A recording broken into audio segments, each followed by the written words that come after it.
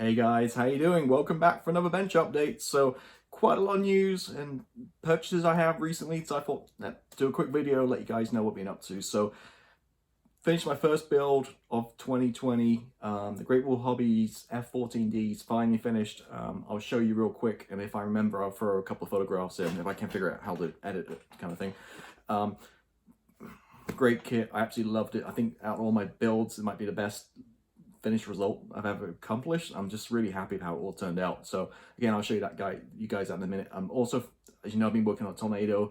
That's almost finished, just waiting for a base and a couple of little small things, and that's finished too. So almost time to start a new project. So really happy how things are going. The end results, just mojo's flowing really good right now. I know in my last video I talked about switching it up and doing some armor, but I'm just loving the fighter jets right now. I'm gonna keep it going. So my next project I'm going to start on is this guy, the very awesome looking Vigan semi-second scale from Special Hobby. It's a Tarangus Reeboks.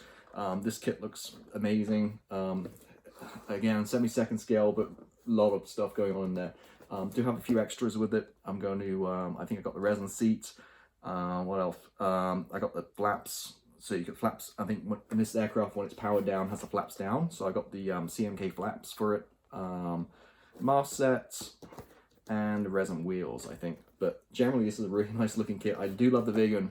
One thing I do really like this scheme right here, the gray with the red tail. It really catches my eye. But the main thing with Vigans is that amazing kind of splinter camo, the greens and the blacks and the browns. So I actually went online and found a mast set. There's no way I was going to mask it up and do it by hand. I actually found a mast set. So let me see if I can pull it up, show you real quickly the pattern I'm talking about. So I'm going to go with, I know it's kind of ambitious, the semi-second scale. You guys can see that. I'm going to go with this beautiful camo scheme. And there it is. Hopefully the mast DN models, I don't know if I've ever used their mast sets before, but hopefully it makes it a little bit easier. Obviously the main thing here is with the painting and stuff, and I'm so confident, recently in how my stuff's been turning out. I'm pretty excited about this. So this is my next project. The mast will probably be a couple of weeks to arrive. So I'll probably start maybe building some of it with cockpit and that kind of stuff, and then it might have to go on hold for a little bit before I start the actual painting stage. So as always, I'll keep you guys updated how I do. So this is going to be my next build again, the Special Hobby semi-second scale Vigan. This looks so nice. If this turns out good, I might even buy another one of these kits and do it in this scheme as well.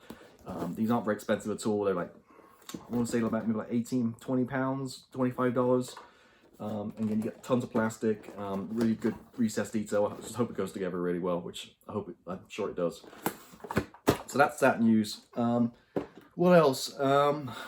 That's pretty much it. So let me turn the camera down and kind of show you guys the finished Tomcat and kind of where I'm at with the Tornado. And then after that, we'll talk about some purchases I've got and wrap it up from there. So hang on, I'll just switch the camera and we'll be right back. Okay, so first up, quick look at the Tornado. I don't think it's come along that much since you last saw it, but pretty much what I've been up to is I built the little GP unit, the flight path one, waved it up a little bit, and painted, and I'm really happy how these turned out for semi-second scale. Painted the figures too. They turned out pretty good. These are the PG production ones. So here's the aircraft. Canopy's gonna be open, just kind of resting right there. One thing I did do, which I've not done before, is I bought some remove before flight tags. So these are tiny. These are the HGW ones, which are fabric.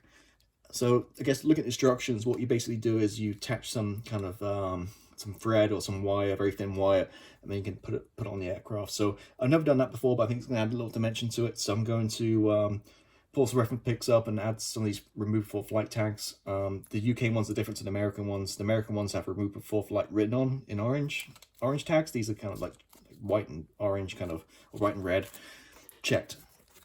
So UK ones are different.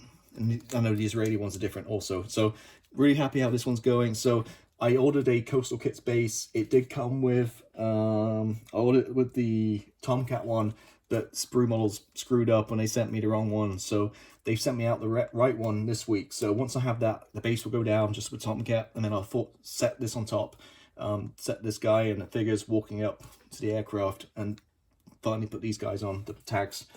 The only other thing I did, which was a complete nightmare, and I'll never do probably in my life ever again, is the, the steps in 70-second scale photo etch. Oh my god, these almost got through out the window several times. It's essential though. You kind of need it, kind of resting up against the aircraft, kind of obviously on the other side, so you can kind of walk in. They're not perfectly straight. The steps are a little bit wonky, but it's the best I could do, and it is what it is. I did. It comes with wire. This kind of, you can see it. It's really thin wire. This was kind of hard to work with. It's very flexible. It's hard to cut it all the same length, and also to cut it, it's kind of a little tough. So what I did was I went out to the local hobby store and got some evergreen. It's kind of very similar kind of size. I got the plastic version, plastic rod basically, and I just kind of put it against my cutting mat and just basically chopped up the steps, which made it a lot easier. So good tip with that one. So you want the plastic instead of the brass metal, and it turned out pretty good. It was a lot easier when using the metal. It was easy to work with. I could cut it to the right size, and it glued a lot better too. So steps aren't perfectly straight. You know, it's a little crooked and stuff, but hey, this scale is tricky. I'm not a big photo etch fan, and it really tested my patience. But the steps are done. They'll go on the other side, and then you have the pilots walking up to the aircraft. I mean, somehow I'll put a GPU kind of around the front somewhere too. Really happy how this turned out, the weathering and everything. Again, using neat oils. And yeah, I never really built a Tornado to a good standard before, so I'm really happy I actually kind of got that monkey off my back and built this one. So that's the Tornado. I'm just going to put this on top to keep the dust off. So I'm going to move this to the side, and then I'm going to bring in the finished model.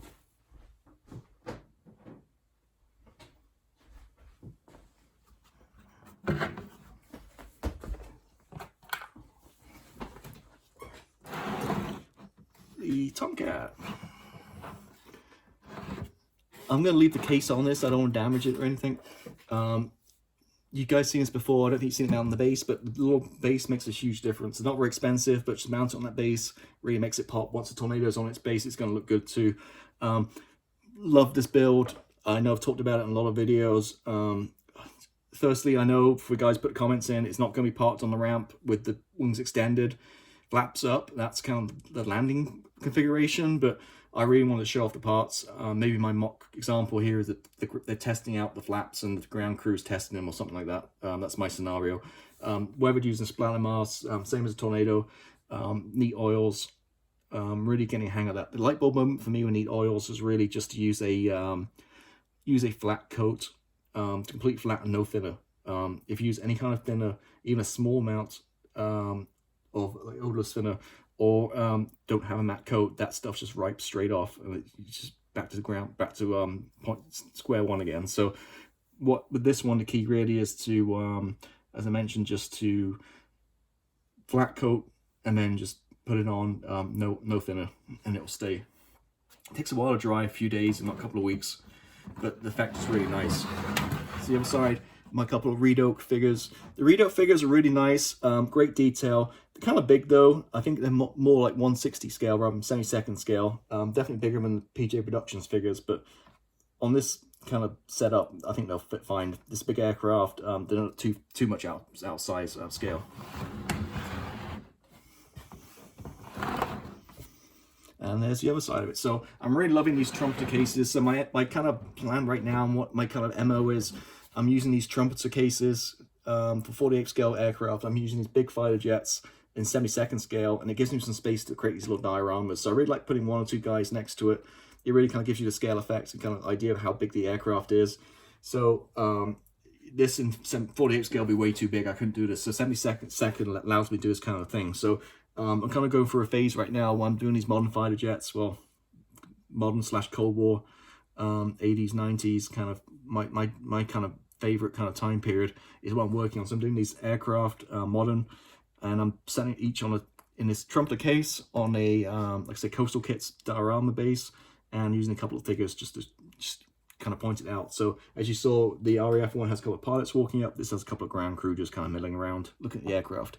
One guy with his hands in his pockets, I think, and the other guy kind of touching his chest or something, I don't know. But so that's what I've been up to. So, yep, first finished model of 2020. Very happy. Took about 3 months to do this one, on and off. Obviously, there's times where I was just waiting for stuff to arrive, like the canopy mask and stuff, so it wasn't really being worked on, but enjoyed every minute of it. If you can get these for a good price, I highly recommend it.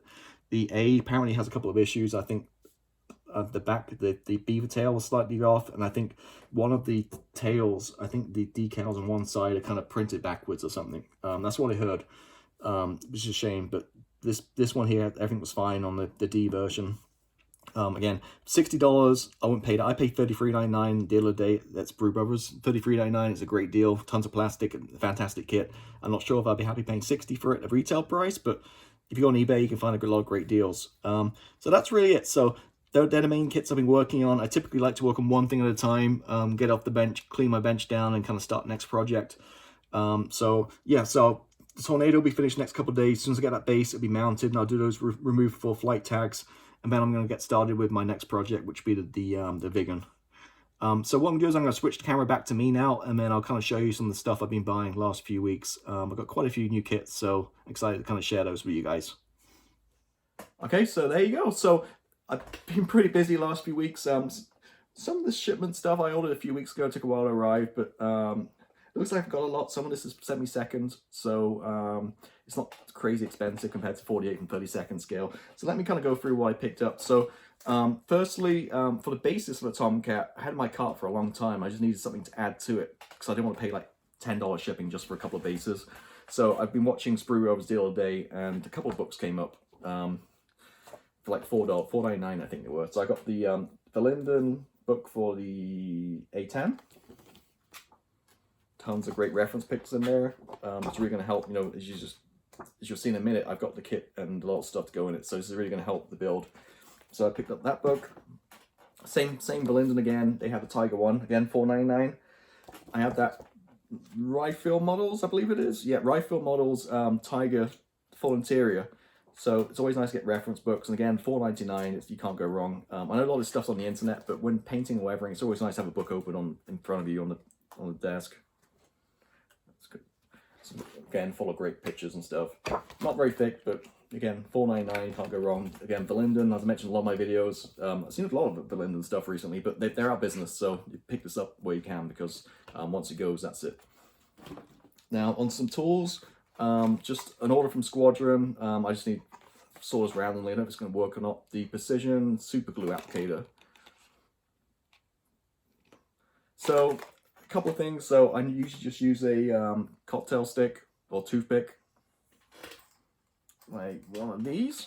Typically, works okay. But after a while, the glue sticks to the stick, and you have to throw it away and that kind of stuff. I did try then a needle, cut the end of a needle and stuck it in like a X-Acto knife handle. That kind of gummed up a little bit too. So I saw this. I've not tried it. I don't know if it works. It was only literally, I think, like $2 or $3. So I guess the premise with this is you just dip it in the glue and just a little tiny bit comes off, photo etch and stuff. So that's the first tool I got. Next up, before I show you, this is something I asked my wife to get me for Christmas. It's supposed to come out in December, and it never did. It got delayed, and I got this in the UK, but I don't think it's even out in the US where I live yet. I think it's, I don't know what the deal is, but anyway, so she set up alerts on Amazon and stuff. It never happened. I just saw it in my usual hobby shop I buy from the UK. So that is the Army Painter wet palette. So I do have the Mastersons one. It's okay, but to be honest, the paint dries out. It's not that great airtight. I know you can use sandwich boxes and make your own and stuff, but I kind of like just the prepackaged ones. Like the Red Grass Games one looks very nice, but that's kind of expensive. I think it's like $40, $50. This wasn't bad at all. This is like $20, I think. And you get with this 2 foam sheets, like sponges, and so yeah, so I think you get 2 sponges and 50 sheets included. And again, it's quite nice. It's, you know, this is the size of it, size of the box. It seems to have a lid to make it airtight, has a strap, and also has a thing to put your paintbrushes in too. So when it comes to figure painting, it's really nice to have wet palettes. For figure painting, I use Model Color predominantly. Find it turned out really good. So hand painting, figure painting, really nice to have these wet palettes. Hopefully if this does keep good, nice kind of airtight seal, then it should keep paints wet for a long time, not just for your painting session, but for multiple days, or if not a couple of weeks. So I'm interested to try this at some point. So really happy I got this. It took a long time. Now it's March. Should have got it in Christmas time, but hey, now it's here. So got that one too. So now onto my aircraft. 2, 3, looks like I have 5 kits I got. So this one I ordered a while ago. It took forever to arrive, like 2 months or something, but finally, I think I mentioned it in my other videos, the MiG-25 BM. This is a beautiful looking kit again, semi-second scale. Loving it, but it's a big aircraft. I got this boxing because it has the camo scheme, which kind of, you got the typical kind of grey, which is nice too, but I kind of camo caught my eye. And one nice thing about this kit too is it actually comes with a base, like a cardboard, like Russian airfield base, to set a plane on, which kind of looks nice with nice kind of detail. So I got that one. Looks a great kit. I might do a review on this one. So next up, I did something I've not done in years. I actually bought a kit from a model store in person. 99% of my purchases are online now. I do have a couple of like hobby towns locally, but the prices are high. I know I like to support local businesses and all that kind of stuff, but when it's 2-3 times the price of what I can buy online, it's just cost prohibitive. So I very rarely buy anything. I look around, maybe I buy a job tin of paint I need urgently or something like that, but when it comes to kits, I don't typically buy in a model store. So I went there last weekend. Actually needed some evergreen styrene, like a little packet of evergreen plastic styrene rods. And while I was there, I kind of took a quick look around as I always do, and I saw this kit, and it's something I caught my eye. So this kit is the Airfix Phantom FG1. Those of you who follow my channel know I'm not a big Phantom fan at all. I kind of think it's an ugly aircraft, but this one's kind of iconic. I like the British scheme, obviously being British. This is apparently a great kit. What inspired me is there's a guy on Flory Models, name's Alex. Shout out to him. He did this in the Buccaneer as a photo build, and he used, I think, MRP extra dark sea gray, and they turned out absolutely amazing, both of them. I saw the builds and I was like, that's cool. I need to build one of those. So picked this up. The reason I bought this in model store is not only did I see it, the price was really good. It was what was it? You see that? $32.99. That's about the same price as you buy online. So for whatever reason, I don't know if it's mispriced or it's just normal. This is actually the same price as an online purchase. So I snapped it up. So again, great looking kit. I just ordered a few aftermarket stuff, and for this kit I ordered the Big Ed set. I really wanted the mask because I'm crap at mask and canopies. I'm kind of lazy, so I always get the mask set. So I wanted the mask set. And then maybe some of the detail, like the fan blades and that kind of stuff. When I looked at the price, it wasn't that much more just to get the whole Big Ed set. So the Big Ed set comes with like photo etch for undercarriage and some like remove for flight tags, like 3 or 4 different things. And it was only like £17, which is like 20 something bucks, early 22 bucks maybe, for all that stuff. And the mask alone was like 7, 8. So for me, it's a no-brainer. As you know, I kind of hate photo etch right now, but some stuff in there I definitely need, definitely looking for. So I got this. I was tempted to get the Browsen wheels, but then they weren't that expensive. But when I kind of looked inside the box, the wheels in here are fine. They weren't much different to the resin ones, so there's no point spending that money. So this is another future build too. I also want to do the Buccaneer like Alex did, but yeah, he really inspired me. So I definitely want to build this at some point this year too. Again, not a Phantom fan, but in the usual grey Phantoms, but in this kind of extra dark sea grey color. And it's kind of really high, kind of weird, spindly nose gear thing too. Okay, next up, I'm becoming a big fan, as you know, of 72nd scale kits and also Great Wall Hobbies. I love that Tomcat. You know, I've got the SU-35. I'm looking at a stash SU-35S Flanker E. I did a review on my channel. That's an outstanding kit too. So this one actually wasn't badly priced. This is like not bad, almost like half the price of retail there, new F-14. So got the F-15, another big aircraft, so the 72nd scale would be nice. Went for the Israeli one. There's a Japanese one, like a teddy bear kind of thing on the tail. Single seat, which is kind of nice, but I went for this one because of Israeli colors. A lot of my models and looking over there, my aircrafts are like the usual, like 50 Shades of Grey. So it's nice to have something a little bit different. So, you know, I'm going to do the big one in that cool kind of splinter camo, and then this one Israeli, so it's going to be something a little different. So I got this kit, again, fantastic kit. They are bringing out, Edouard's bringing out in next month, which is April, a mask set, canopy mask set for this, and also some PE stuff too. I don't think this need the PE, especially in this scale, but I definitely want the mask set. I think this is the same airframe as the F-15E. If you know, put a comment below. I think it's the same basic shape and airframe, so you could probably use the Edouard mask from the E version, but as the I's coming out in a couple of weeks, I might as well just wait and get the... I'm not going to build this anytime soon anyway, so I'll get the I mask set, and then this should be good to go straight out of the box. Okay, next up, this beauty, well, Italeri, or Italeri, however you say it. Not the best manufacturer in the world, but I like the A10C, and I like the black snakes. I like it better than the hog, the snake.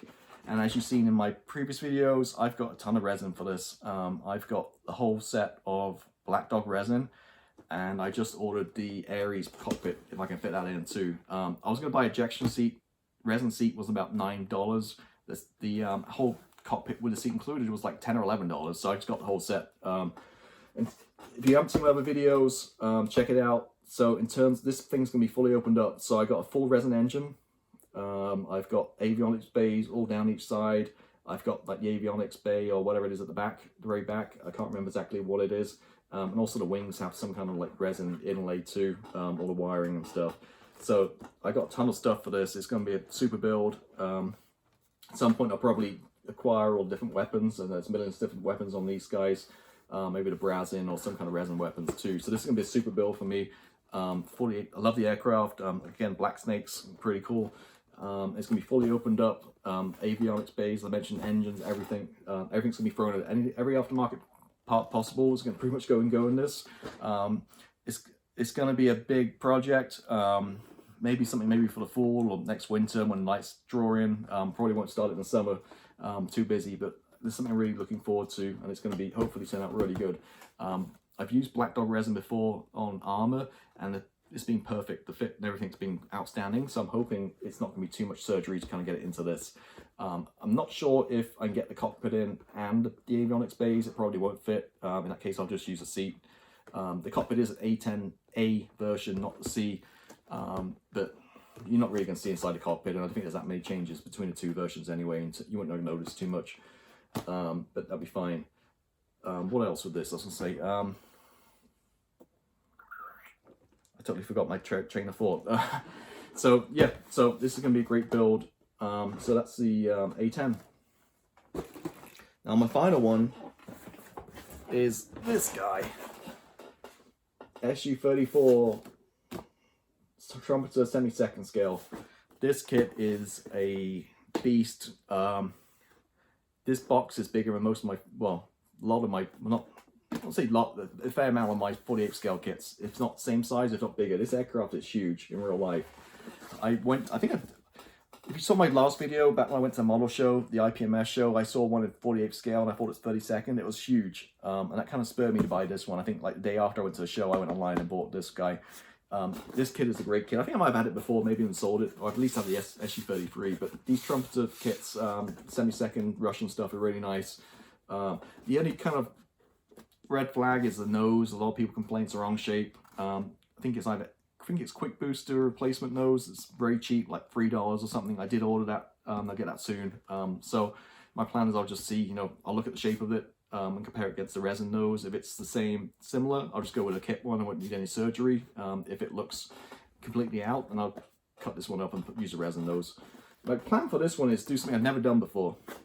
And that is, if you guys have seen those kind of squadron photographs where they have aircraft and they have the squadron lined up in front of it, all the ground personnel and pilots, and then they have all the armament, like all the weapons kind of laid out in front of it. You see those often with like B-52 bombers, where you see the bomber and you see like tons, dozens of like missile, like rockets and bombs and stuff. Well, not rockets, but bombs like lined up on the floor, kind of below it.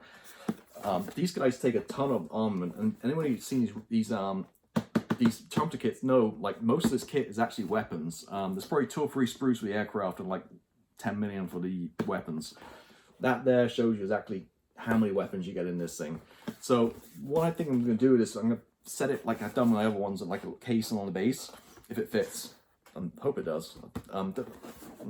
If it does fit, I'm going to put it down, maybe a couple of ground through figures, if not, but then leave it opened up, and then in front of it, on the base, I'm going to lay out the full loadout in order of like how it load out on the pylon. So kind of do some research, and the instructions are pretty good too, and kind of figure out, you know, what goes on what pylon, and then kind of load out all these, you know, tons of weapons in front of the aircraft. So the aircraft on the base, the weapons in front of it. I think that'd be pretty cool. So that's my kind of plan with that one. So you see, I've got a lot of stuff coming. I got lifetime's worth of kits. So yeah, hope the mojo keeps going. So my game plan, like I mentioned, I'm going to start the Viggen. Maybe something else. I do want to start the armor, but I'm just enjoying the aircraft so much right now. I'm just keep flowing with that one, the modern jets. Still have the ME-109, the 32nd scale one. Nothing's been done with that since Christmas. Great kit. I got pretty far along, pretty much all built. It just needs painting. As I mentioned before, the cockpit needs painting, and my my reference book, unfortunately, is black and white, so it doesn't really help having a black and white book when you're trying to paint pictures. So I need to go online and get some good reference pics for the K4 version. So I can paint the cockpit and then also the outside and stuff too, some good reference pics. But the actual assembly is sort of like 95% there, like all the fuselage and stuff. It just needs painting and bolting together, basically. Not forgot about it. I'll get to it one day. It's just right now I'm not in the mood for like sitting in front of the computer and pulling a bunch of reference materials and stuff. So that's what I've been up to. So quite a big update. Some of these kits I've bought today, if you guys want to see a review of any of this stuff, let me know, put a comment. I'm happy to do so. I'll post up a quick review and, well, not necessarily a review, but in box. So I'll show you what the sprues and what you get inside each box. I'm happy to do so. And that's pretty much it. So thanks for watching. Catch you next time and see you later.